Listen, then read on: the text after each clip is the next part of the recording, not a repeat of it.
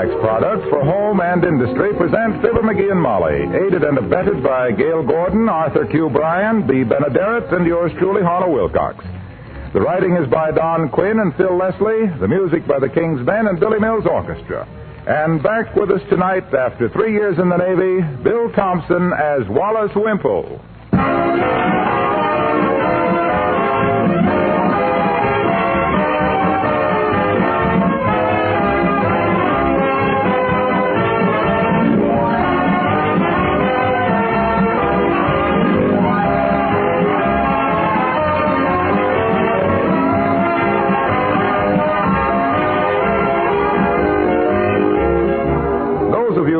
Wax polish regularly know all about how your home grows lovelier with every application. But if you've yet to discover the beauty of wax polishing, you certainly have a most pleasant surprise coming. For example, you'll really be amazed at the shining new beauty of your floors when you first wax polish them with genuine Johnson's wax. For the very first time, perhaps, you'll appreciate the real beauty of your dining room tabletop, because Johnson's wax brings out its beautiful natural grain and gives it a lovely mellow polish. Your chairs and sideboard and bookcase suddenly gleam with a lustrous, satiny, dry sheen. Ornaments, leather articles, picture frames are richer looking. And when Johnson wax polished, your lovely things are wax protected against wear, dirt, and spilled things. So for a lovelier home that's easier to keep lovely, get Johnson's wax, paste, liquid, or cream.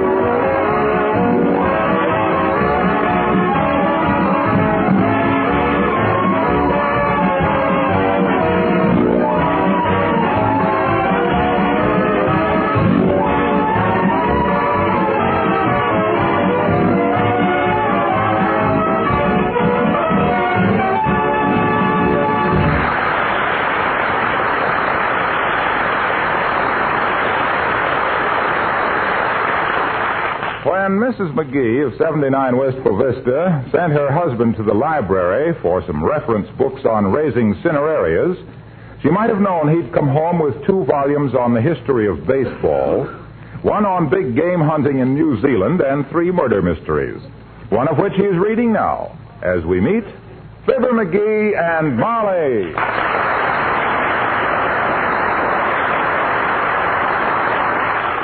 You mean you didn't get me that book on cinerarias, McGee? They didn't have one.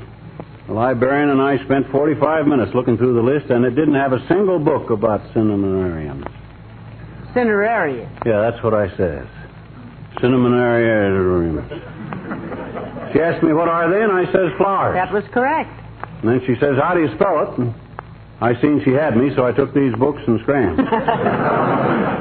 You love these murder mysteries. You know, one of these days I'm going to write a murder story, and it'll be autobiographical. What you mean? It'll be entitled, That Wasn't the Book She Wanted, and That Wasn't Sugar on His Wheaties. Oh. Well, my gosh, when a guy runs into an ignorant librarian who don't even know a cinemastertium is... Cineraria. Yeah. When you run into an ignorama like that... Ignoramus. This was a woman.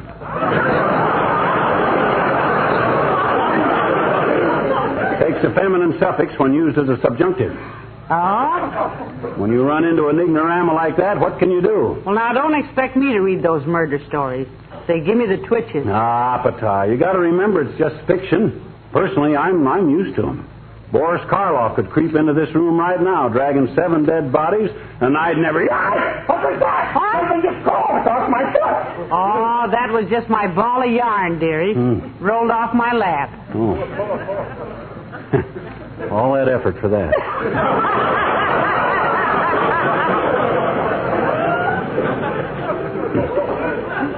The reason I jumped was on account of this story is pretty gory. It's by far the best of the 3 I got.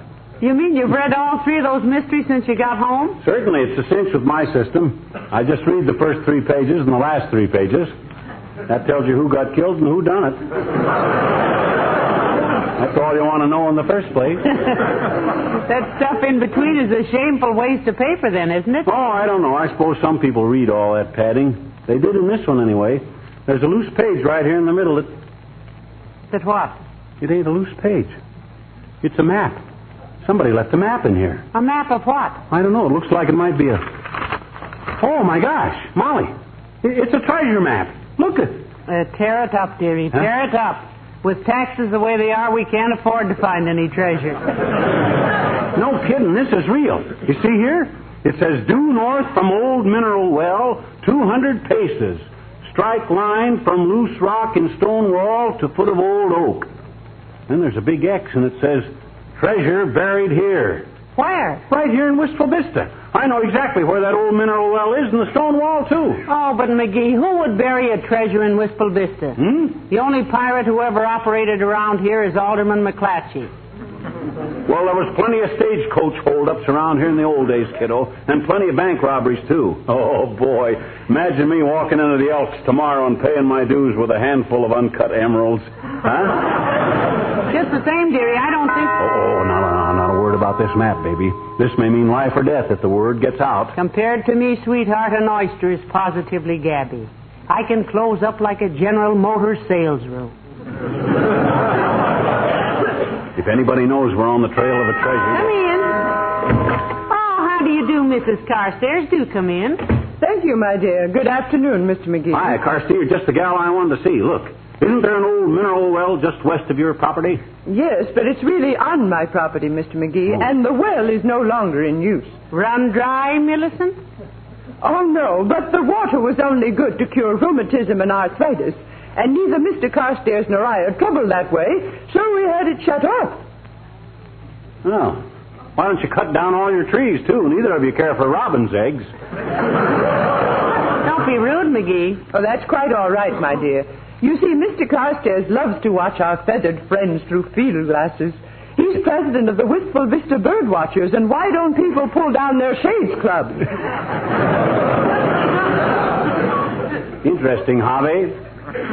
My husband has a very powerful pair of binoculars. Last week he saw a purple-breasted chimney lark, a fan-tailed barn jay, and 2 new nurses at the lying-in hospital. We've just been talking about some of the local landmarks, Mrs. Carstairs, like your mineral well and the old stone wall and those big oak trees. Oh, yes.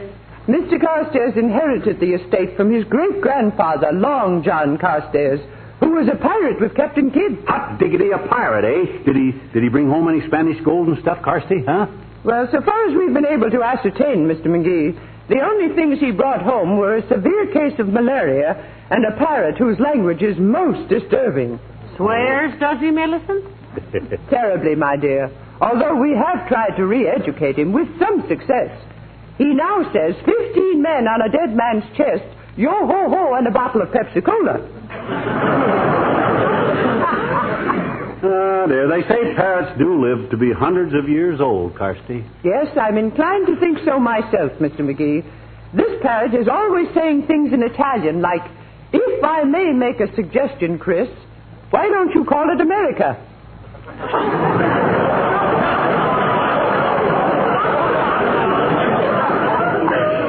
Oh, dear. Tell Millicent about the bird you had once, McGee.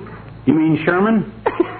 Yeah, I had a strange bird once, Carsty. Crossed between a stork and a parrot. Yeah. Used to fly around town and holler down people's chimneys, what'll you have, folks, a boy or a girl? Yeah, scared the tar out of a lot of people. You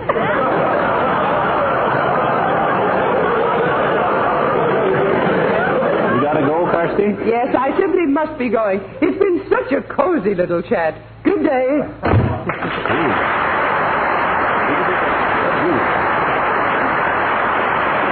You hear what she said, Molly? Carstairs' great-grandfather was a pirate. Don't that make this treasure map look reasonable? Well, after your stork and her parrot, almost anything would look reasonable, dearie. But if the treasure's on her property, doesn't it belong to her? No, sir. The law says, finders keepers, losers weepers.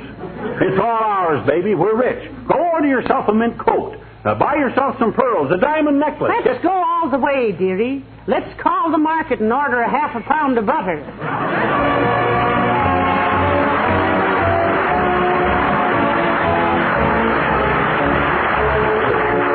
And the orchestra and the bells of St. Mary's.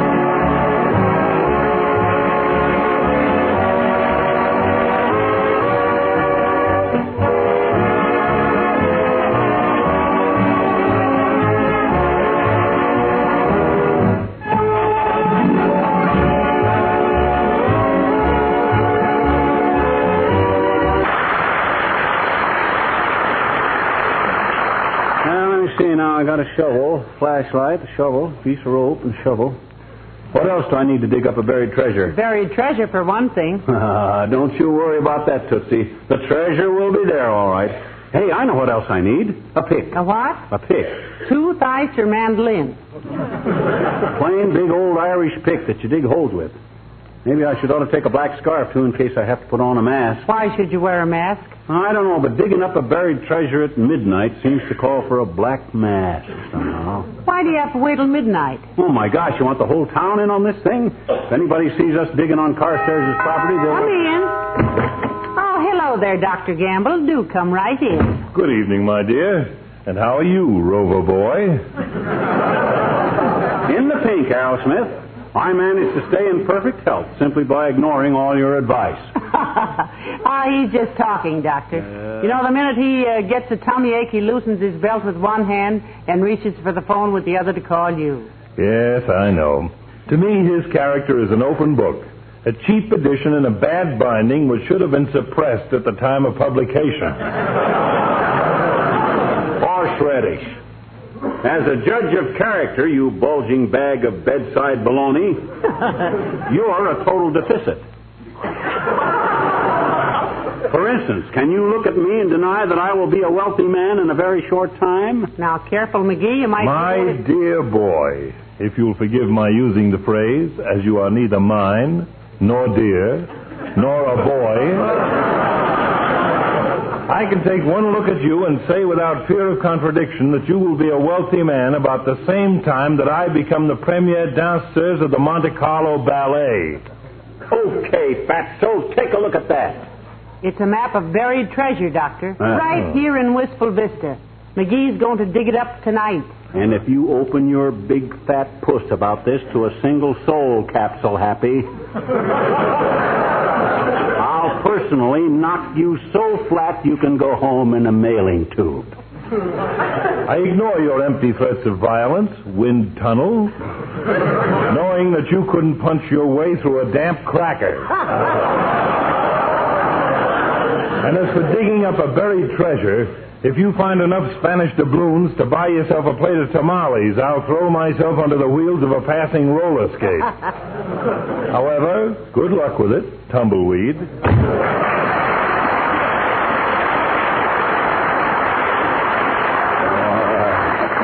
That old septic. He'll look pretty silly when I pay his bill with a rope of pearls. What time is it? Oh, it's early yet, dearie. About 8 o'clock. My gosh, don't the time drag, though? I'm just itching to get busy with that pick and shovel. Hey, wait a minute. Maybe you'd better do the digging while I stand guard with a shotgun. We might get hijacked out of the treasure.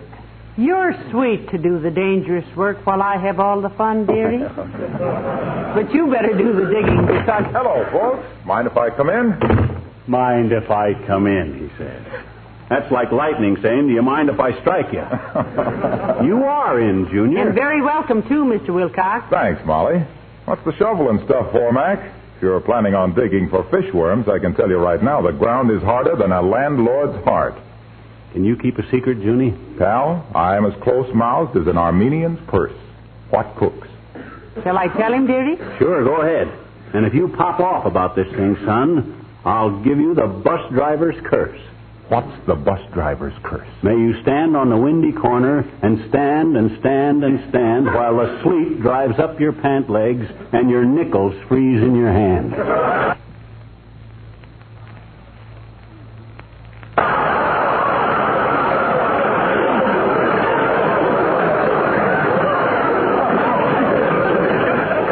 That's a fairly vicious thought, sweetheart. Just take a look at this map, Mr. Wilcox. It's a treasure map, and himself here is going to dig it up tonight. You want to go along, Junior? Glad to buy a couple of hours of your time, if you don't mind being paid off in diamonds and rubies.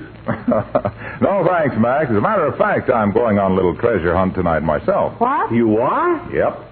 Don't say anything about this, Yeah? but do you remember when the Limited was held up just outside of town 5 years ago? Yes? My gosh, yeah. Well, look, we think we know where the robbers hid the loot. Huh? And among it is 100 containers of Johnson's self-polishing glow coat.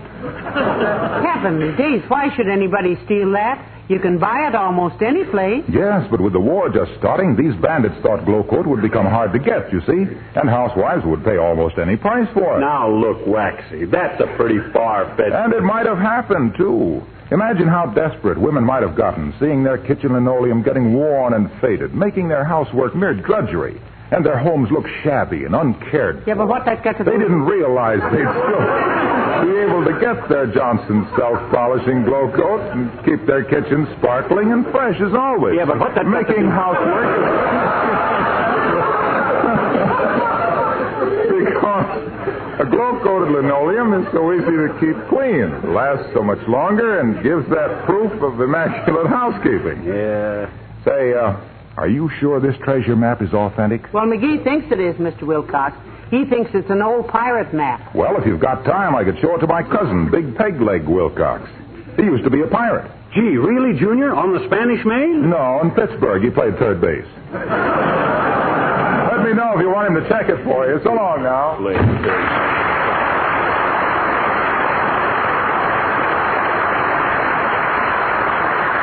McGee, did you ever stop to realize that Mr. Wilcox almost always mentions Johnson's glow coat or Johnson's wax? Mentions it? He beats you over the skull with it. That guy's about as subtle as a garlic sandwich. Hey, remind me to wear my basketball shoes tonight. I want to walk pretty quiet. You know where they are, my basketball shoes?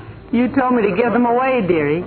You said the shoemaker had resoled them with truck rubber and you kept walking through puddles and splashing people. Oh, yeah, that's right. Well, I'll wear my bowling shoes. They got rubber soles. Come in.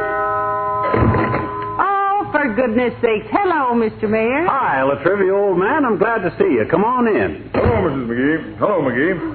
I was just passing by on my evening constitutional, and I thought I'd... well, what's this?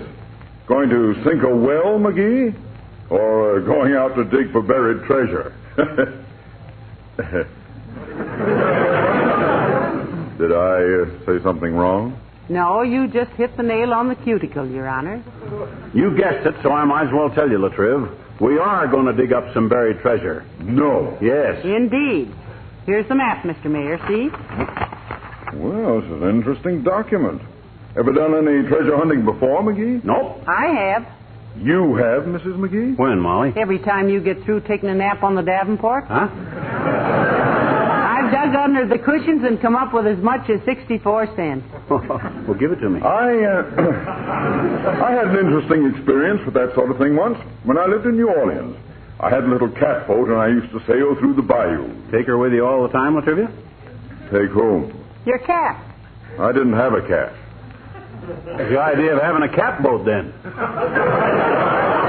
Passenger boats carry passengers. Cattle boats carry cattle. Don't catboats carry cats?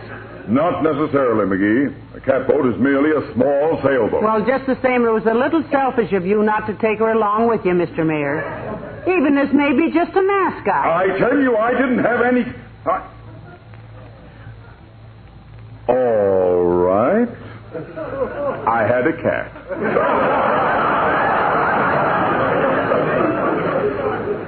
It was her boat. She went with me every place. Now, may I tell my story? Sure, Latrivia. Don't let us interrupt. Thank you. Well, one day I left my little home in New Orleans, a Creole colonial house as I remember it. What's Creole colonial, Mr. Mayor? Well, it's a rather graceful variation of the Charleston colonial, Mrs. McGee. Narrow pillars, green shutters, high stoop. Hi, Latrivia. How have you been? Fine, and you? Splendid. Nice to have seen you again. Good day.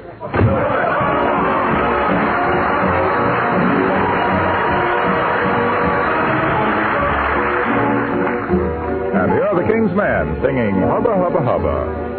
It's always fair weather when the hepcats get together, and every time they meet is the way you'll hear them greet.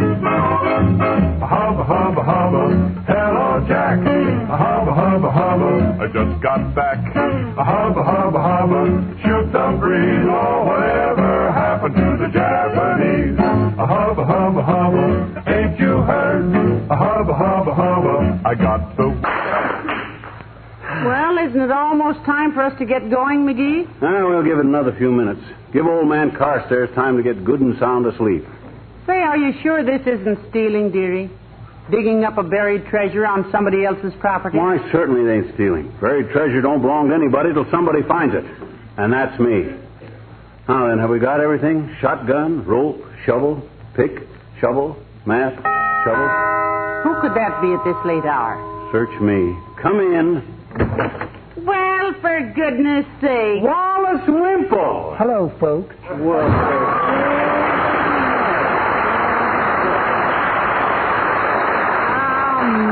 My, it's nice to see you again, Mr. Wimple. It sure is, Wimp. We didn't know when you'd get in or we'd have met you at the station. Oh, my wife, Sweetie Face, was there, Mr. McGee. Oh. And you should have seen our reunion. Pretty emotional, was it? Yes. She really tugged at my heart. Did she really? Yes, but I was lucky. It didn't come loose. Incidentally, Wimp, what were you in the Navy? Homesick. Now, he means what was your title or rank or rating or whatever you call it? Well, you know what they call a sad sack in the Army? Sure. Well, in the Navy, I was known as the droopy ditty bag. You see, I was a physical instructor. You, a physical instructor? Oh, my stars, yes, Mrs. McGee. I taught boxing and jiu-jitsu and judo and wrestling and knife fighting and everything. You know what I'm going to do if Sweetie Face starts picking on me again? What, Wimp? Hide under the porch. Ah, you poor lad. I don't suppose it was a very happy homecoming, was it, Mr. Wimple? Oh, I don't know, Mrs. McGee, but it was certainly amusing. The minute Sweetie Face saw me, she just grabbed me up in her arms and started waving my legs up and down. Why, oh, what was that for? Then she threw me down very disgusted and said, "What do they mean, bell-bottom trousers? They don't make a sound." Well, I don't like to be personal, Mr. Wimple, but don't you ever get tired of such treatment? Isn't the worm, if you'll pardon the expression, ever going to turn? Well, yes, I suppose so, one of these days, Mrs. McGee. But I'm really very fond of Sweetie Face. She went for a little ride in the car tonight, and I locked all the windows shut so she wouldn't get cold. My gosh, Wimp, that's a dangerous thing to do. With no ventilation, she might get knocked out with carbon monoxide. Yes. Nice to see you. Good night, folks.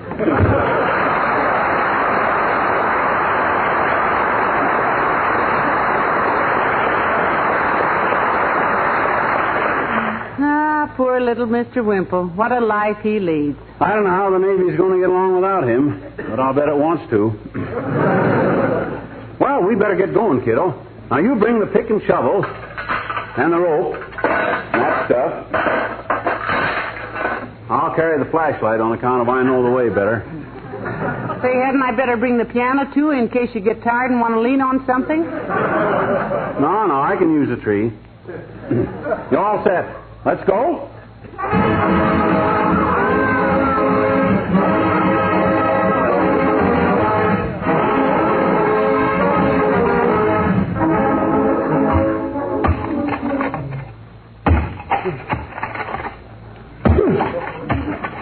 Making any progress, McGee?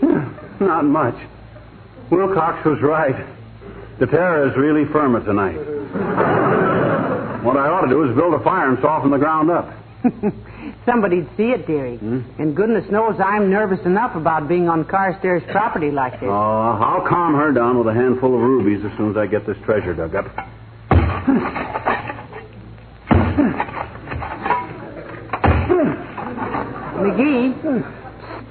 McGee. Huh? I think I hear somebody coming. Yeah, it's probably just some little animal. This ground is frozen so hard the rabbits sound like tap dancers.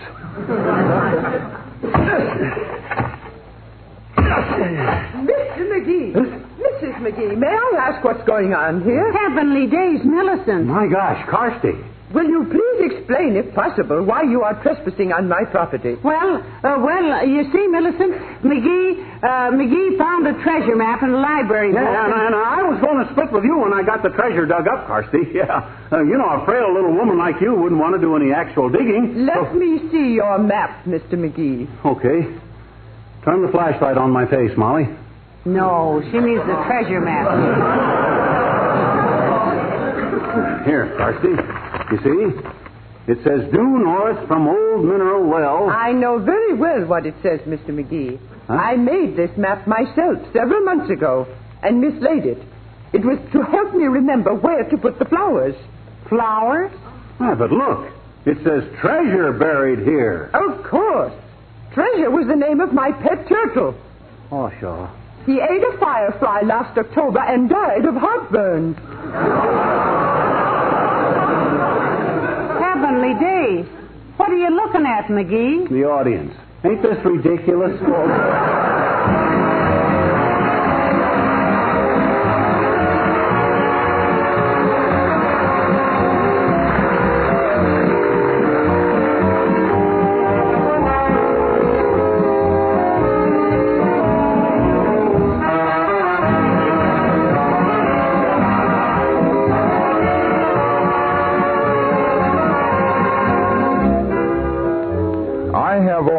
Regret about Johnson's glow coat, said a woman to me the other day. I regret I didn't begin to use it sooner. Really annoys me to think what lovely looking linoleum and other floors I could have had all these years with so little work. Well, now, of course, we're always pleased to get compliments like that about glow coat, and as a matter of fact, we think they're well deserved. It's really so easy to keep your floors beautiful and protected.